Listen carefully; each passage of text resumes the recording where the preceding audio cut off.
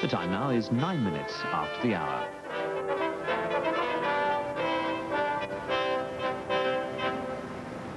There are the pigeons waiting to be fed by all the tourists that are here. You know, it helps to speak a special language when you go into a pub here. If you want an American-style beer, you should ask for a lager. If you ask for a beer, what you get may not be what you expect. Steve Baskerville has been investigating the pubs of London. In fact, I think he's just now rolling in from his last pub. Steve, what do you have for us? Phyllis, the pubs opened about a half hour ago. They open about 11:30 a.m. every day. Right now, people just still taking it easy, right? That's the scene here at Trafalgar Square on this end. You know, London is known for its churches and chapels. In fact, some of them we've already seen earlier this week, like Westminster Abbey, which is back in that direction. But what is even more impressive than that is that there are more pubs than churches in London, some 7,000 of them. And we went to visit one of the oldest. The prospect of Whitby Pub in the Wapping district of East London has been a landmark on the waterfront since 1543. The pub has lasted through the reign of more than 20 monarchs. I'll meet you at the pub, is a line heard by all kinds in London, both locals and tourists. And in the pub, the drink of choice is bitter. What is the difference between a bitter and beer as we know it in the States?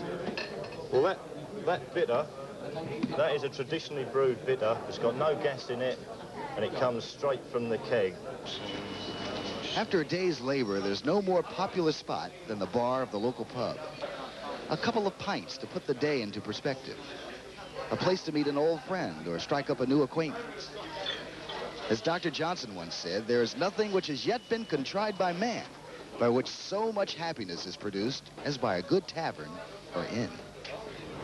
I think the thing you have to get used to the most is that the pubs close down for about 2 to 3 hours every afternoon, and then you go back later on in the day. But I'm going to start right now with today's weather across the states. It is now 19 minutes after the hour.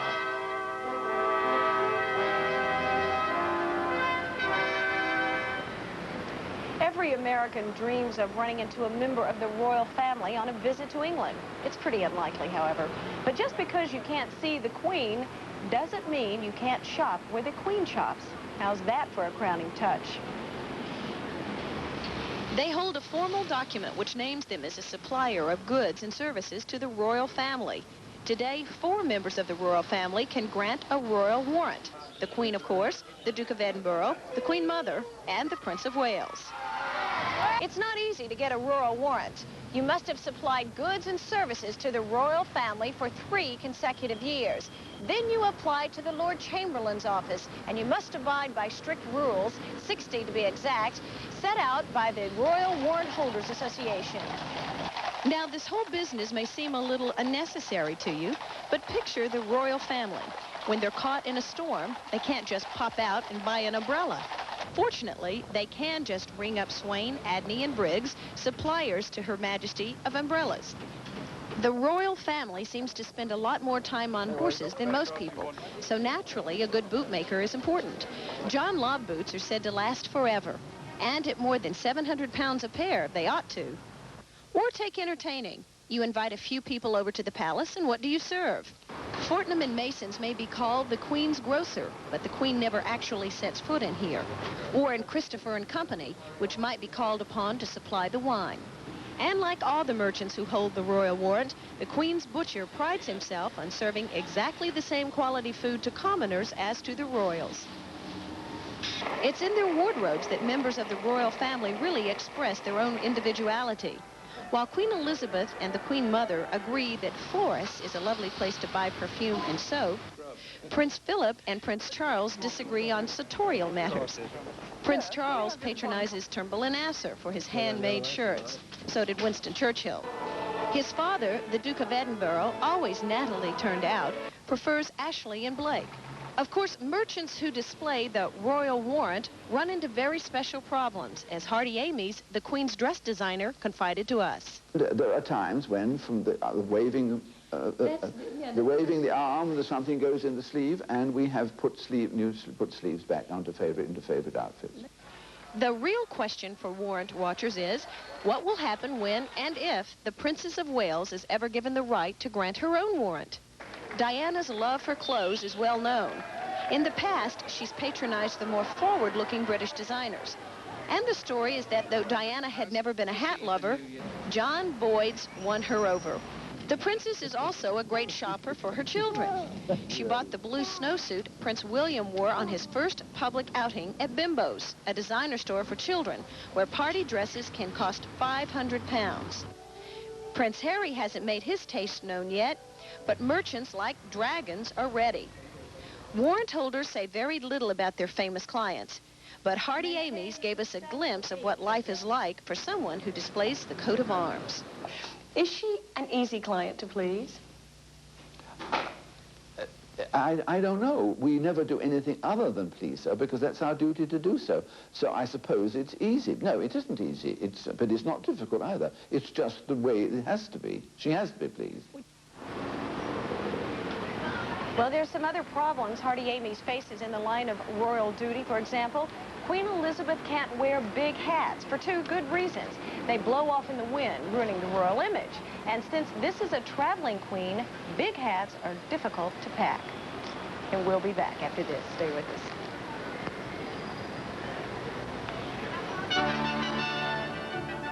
It's now 23 minutes after the hour.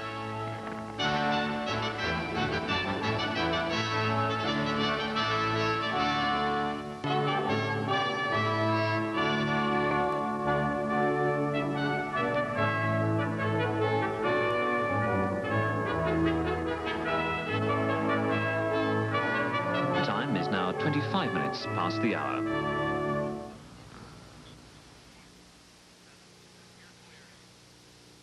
The time is now 22 minutes before the hour.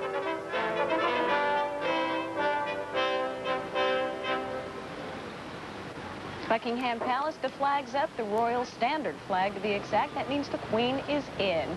She likes to stay at one of her 4 homes. You know, there's an English legend which says that the first royal castle at Windsor was built by King Arthur and that he organized his Knights of the Round Table there. That's just legend.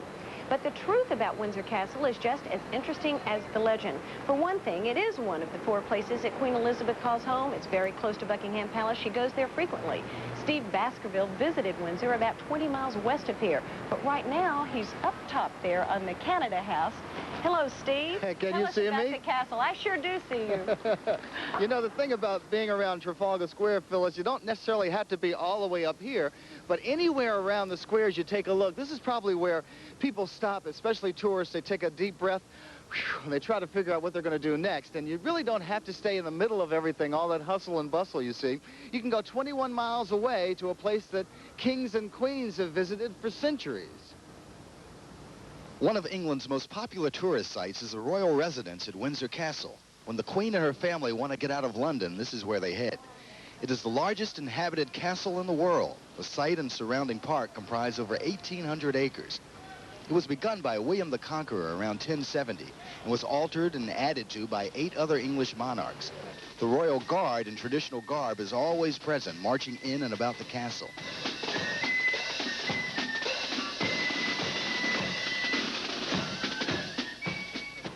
And just like at Buckingham Palace, when the flag flies, that means the Queen is in. You know, the town of Windsor is more than the Windsor Castle because it's filled with cobbled lanes and antique shops and tea shops. It's a great place to visit when you want to get away from some of the crowd and the activity here. I want to give you a sense of what will happen at tea time back in the USA. Let's take a look at what's going on with the today's forecast. Word on your Thursday and Friday from here in London in the next hour. See you then. In 1944. The time is now 12 minutes before the hour. Here's a nice shot of Horatio Nelson. Good day. We brought our American tourist over to England with us. You might recognize him. His name is Andy Rooney. And when we offered him a penny for his thoughts, he went right out to see just how far that penny would go. We decided to try and find out whether things are really cheaper in England than they are in the United States. Before we left New York, we priced a few typical items. Now, here in London, we've priced those identical items. A pound is worth about $1.30. A gallon of regular gas in New York City, $1.25.9, also known as $1.26. It isn't the cheapest gas in New York City, but it's nearest my office. A gallon of gas in London has 5 quarts in it instead of 4. So according to my handy-dandy little calculator, a gallon of gas in London, in our terms, would cost $2.10. Now here's a weird one. My airline ticket from New York to London cost me $696. Now, if you buy your ticket in London and fly to New York, it's the same distance as far as I know, but it only costs $483. You want to see a good movie? How about a passage to India? In New York, it'll cost you $5 to get in. In Shaftesbury Avenue in London, a good seat to a passage to India will cost you £3.35 for a center seat. That translates to about $4. This Burberry trench coat, model number 57, is $370 in New York. And they cost 220 pounds here, which is $286. I decided to stick with my old London fog raincoat, which was made in Taiwan.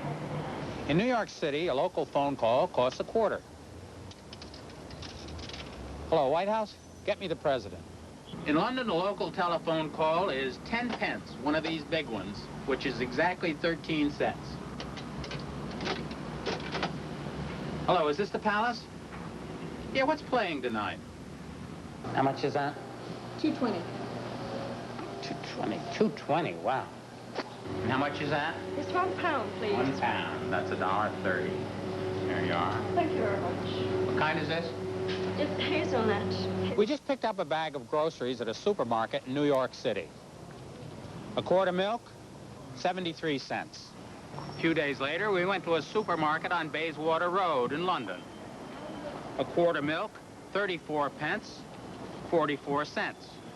A pound of rice, 65 cents, or 49 cents.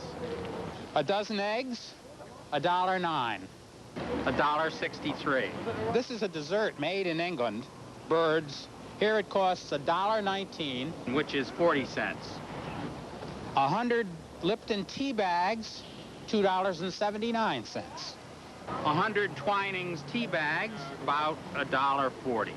Pound of bread, 99 cents. This loaf of bread was 30 pence, but it's about £1.75 pounds, and it cost 39 cents in dollars. And it looks as bad as anything we buy in the United States. A lot of things obviously cost less in England than they do in the United States, but they aren't the sort of thing that you're apt to buy if you come here as a tourist. I mean, how many tourists buy a dozen eggs? The stores that see the tourists coming always raise the prices anywhere in the world.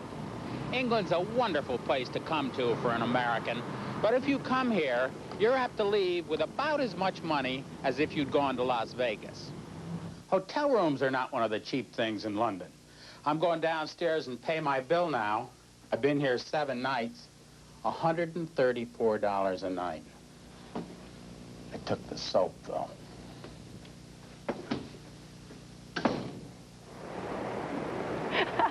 Andy Rooney isn't the only person who has been comparison shopping in London. A bit later, we'll have more on how far the dollar can take you here. That's when we come back. Stay with us. It's now 7 minutes before the hour.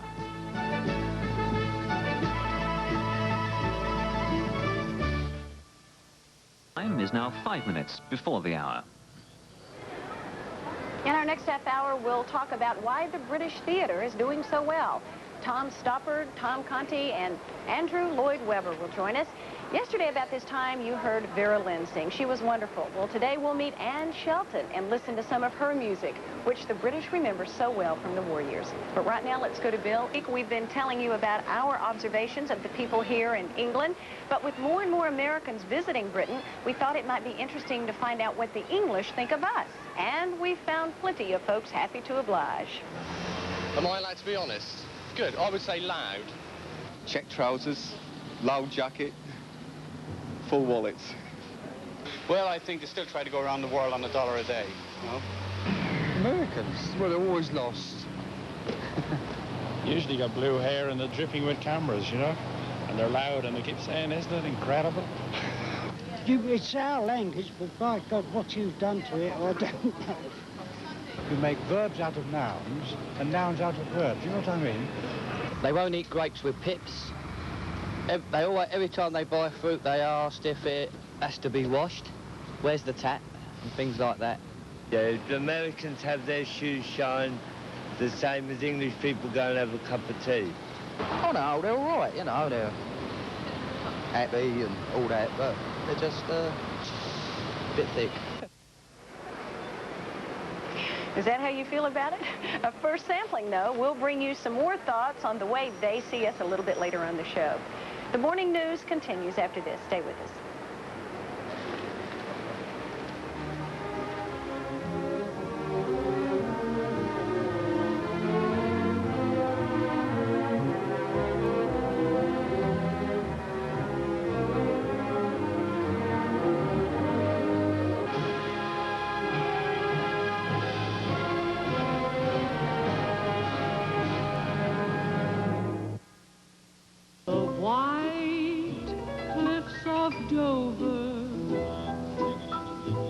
The voice of Anne Shelton. The scene, Trafalgar Square, 1945.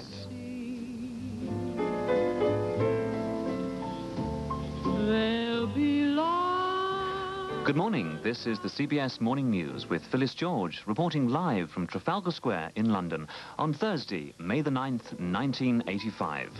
Tomorrow, when this world... And Bill Curtis reporting live from East Berlin. And good morning. Good morning to everyone back home. Here in London, we're at Trafalgar Square, and so are plenty of other Americans all around us here, not to mention Piccadilly Circus, Mayfair, and Soho. Americans are visiting London in droves, and so today we have some pointers on what to see and what to do for you.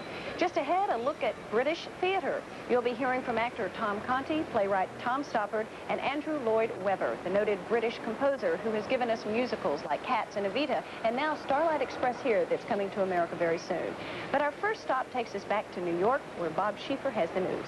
Bob? Bill, you know, I almost hate to say this, but ever since Steve Baskerville came over here to London, the weather has been surprisingly good. We've got one more day, Steve. What about that? Phyllis, I think we're in good shape in terms of this afternoon, but, you know, I found something that's a little bit for the birds. Can you believe this is really the most bizarre thing I've seen? The feeding of the pigeons around here. How you doing so far? You just scared them away. Well, he's coming right back. Have you had any land on your head yet? Not on my head, no. No? Okay, good luck to you. I'm going to keep moving around. How's it going over here? All right, thanks. You have that nervous look about this. I saw it. It's like that roller coaster ride where you're kind of having fun and you're kind of not, right? I was scared at first when they always come sitting all over me. Well, good luck to you. I'm getting strangers just to kind of plop down. I don't even have any seeds with me. But let's go take a look at what's going on. Where are you folks from? San Antonio, Texas. San Antonio! Yeah. Are you feeding these pigeons? We're trying not to. Oh, all right. Okay, let's take a look at the forecast and see what's going on. He flew away, didn't he? Well, I don't know. I've been doing mostly the Jack Benny takes around here with all of this going on. A little weather for the birds for you. I'll see you again in the next half hour. Steve, has anything landed on your head? You've been out there for quite a while in the square. Thank you. If you're thinking of coming to London this summer, you may be wondering, where should I go when I get there? We put that question to several people who live in London, beginning with the driver of one of those wonderfully comfortable taxis they have here. I like to go up to Speaker's Corner, up in Hyde Park there, you know, where people put the world to rights. My favourite speaker there, I should think he's probably the most popular there, is the Reverend Donald Soper, Lord Soper, who's there every Sunday. He's not a young man. I think I'm right in saying he must be approaching 80 years of age, but he's a very young 80 years of age. He doesn't look it, and certainly doesn't act it, and an excellent speaker. I love to listen to him. Well, I think my most favorite place in terms of where I like to take people most frequently, really, are the Houses of Parliament. It's just an inspirational place. Not only the history and the architecture associated with it, it has, I think, 11 courtyards and was originally built in the 12th century. But its magnificence is in the sense of it being such a wonderfully democratic institution. In the middle of this big, noisy, sometimes even dirty city, there is this wonderful green, and there is water, and there is trees, and you sit down on this, and it suddenly clean, it's peaceful, and you see that the faces of people are different outside that park than it is inside the park. Midway between my home and my work is this spot, which is my favourite spot in London. It's right by the house where Christopher Wren lived when St Paul's Cathedral, which he designed, was being built after the Great Fire of London in 1666. And if you come with me down Cardinal Cap Alley, you'll see why I like it so much. London is changing all the time, but I guess this view hasn't changed for, well over 300 years now. There's the George Inn, which is to this day an old medieval galleried inn, and it looks beautiful. You can see the galleries, and it's just the kind of coaching inn that Dickens's characters might have set off on their journeys in their stagecoaches. It's a perfectly preserved interior of an inn of say, 100 years ago. You know, it hasn't been sheeted up, haven't got carpet on the floor or anything. It's just like it was. It's magic. One thing struck us about the comments we got from people here when we asked them about their favorite spots. Almost all of them mentioned places or things that are old. We've got something planned for you here very special at Trafalgar Square right after this, so do come back. Next from London, Tom Conti, Tom Stoppard and Andrew Llyod Webber on the lively state of the British Theatre. Right now it's 14 minutes past the hour.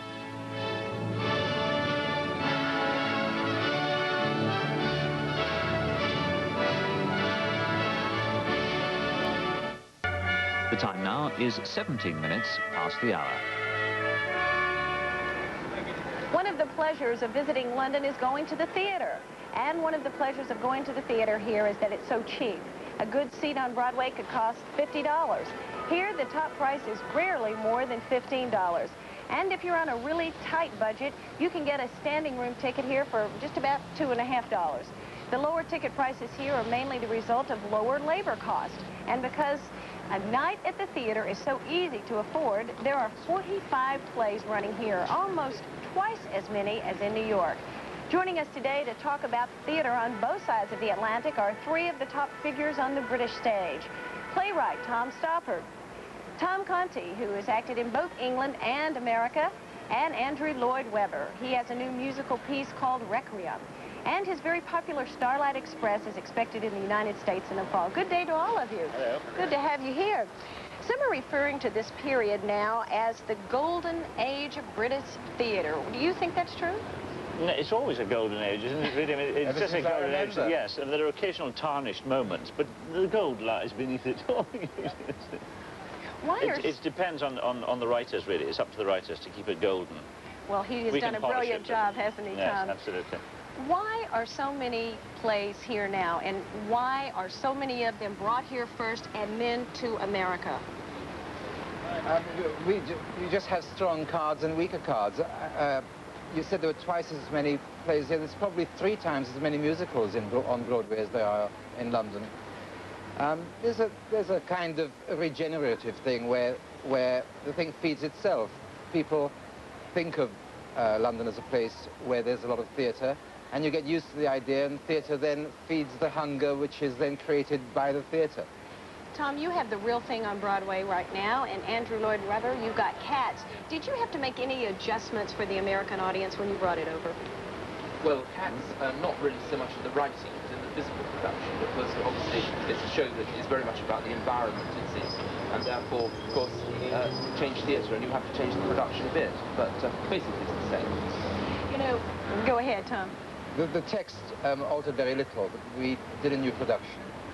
I think one very major thing is that the fact that Cats cost $1.1 million to produce here and $5.4 million in America, well, almost 5 times as much. No, in fact, Cats cost about £400,000 to produce here, which is about well, today that would be about $500,000.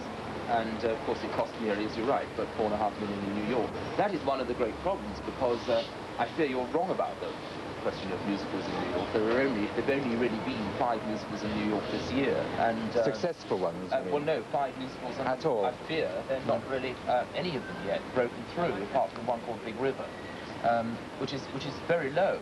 And it's extraordinary. Everything is happening here, and I think one of the reasons for that is this question of cost, because no producer now can really afford to take much of a risk on Broadway. One of the great problems of our profession with the writer, actor, producer, is that there are lots of peripheral people who actually push the costs up. I mean, all the money is not going to the actor, the writer, or the producer. There are carpenters, and unions, of course, try to get as much as they can for the members. I mean, we try to get, there's no point in being perfect about it. We try to get as much as we can for our work, and why shouldn't they? But there comes a point where it does become saturated and waterlogged, and the whole thing might sink eventually if we're not very careful. We hope that doesn't happen. Tom, you've performed for audiences on both sides of the Atlantic. Tell us how they're different, or how are they alike? Well, certainly the American audience, at least the New York audience, which is different from the American audience, I imagine, is much more exuberant than the British audience. The British clap politely, but the Americans actually want gods, don't they? They want you to go on a new curtain call. They want you to, you know, say, I am a god. Do you agree with that, Tom? Yeah, I mean, the only time I've ever seen anybody roll in the aisle, which is the thing when...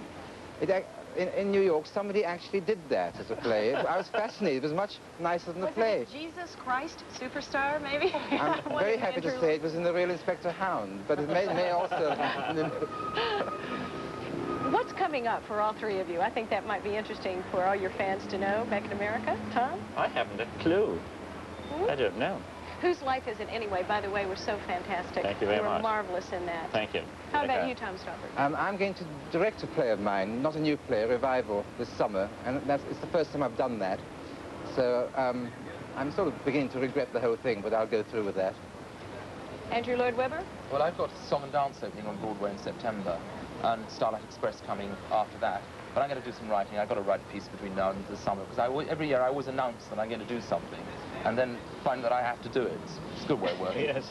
We all do that, don't we? Yeah. I saw Starlight Express. I went with several people, including my young son. He loved it. But how in the world are you going to bring that production to America with all the roller skating that goes on around you? You sit in the middle of a theater. You both have seen it?